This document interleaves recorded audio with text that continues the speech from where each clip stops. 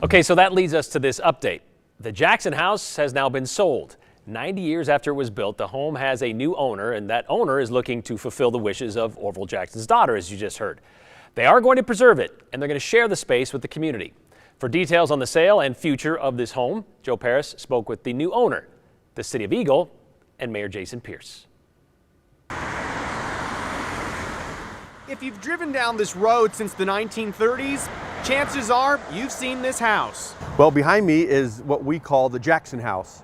Standing in front of the Jackson House, Eagle Mayor Jason Pierce. He has the scoop on the future of this home and 2.5-acre property. We purchased this back in September. We are looking to make it I kind of pictured as Eagle's little own Central Park. The City of Eagle paid $1 million for the property and home. Mayor Pierce says he already envisions great community happenings here. It'll be a place where we'll have events. We'll have expand our Saturday market. It'll be an event center that people will be able to rent to do weddings or other type of events.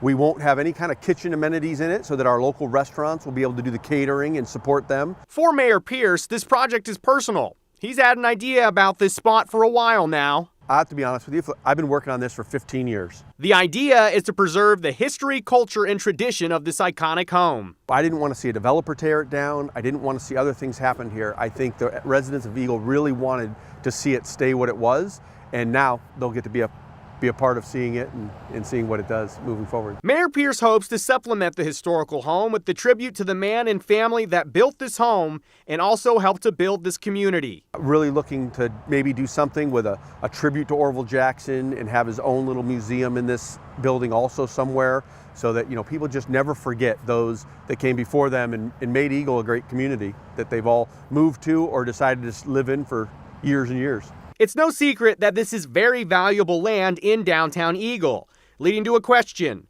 What if leadership in the future wanted to sell the house off to developers? We actually have it deed restricted.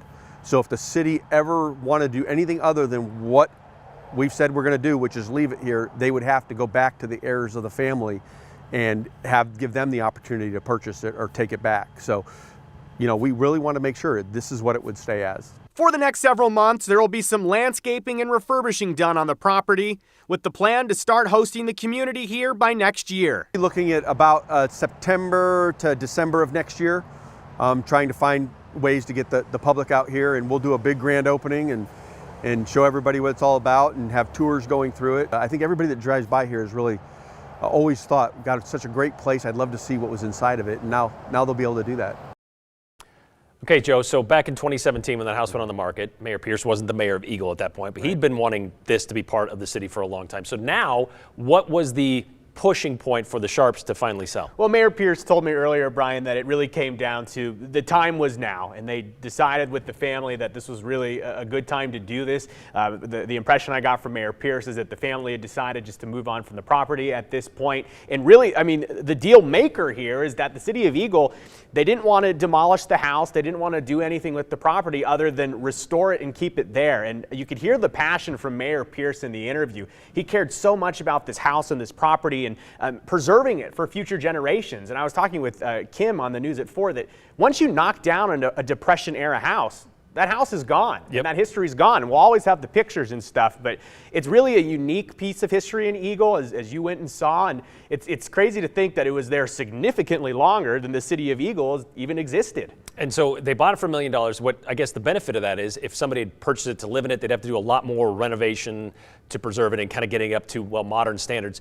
Maybe not so much these days, but still some stuff has to be done. Yeah, as you can see in the video, there is some work to be done on the property and inside the home as well, but they're going to refurbish it. And as you heard the mayor say, hopefully next September, in between September and December, they're going to open it for the community. And I can tell you just the impression I got from the mayor and his vision, it's going to be a really interesting community spot. And it feels like something that's already a home for the community. Now they're invited to go inside. And if you've been to Eagle, you see the historic buildings already around town. So this is just one of those that they're going to add to their collection, which is pretty cool. Yeah. All right.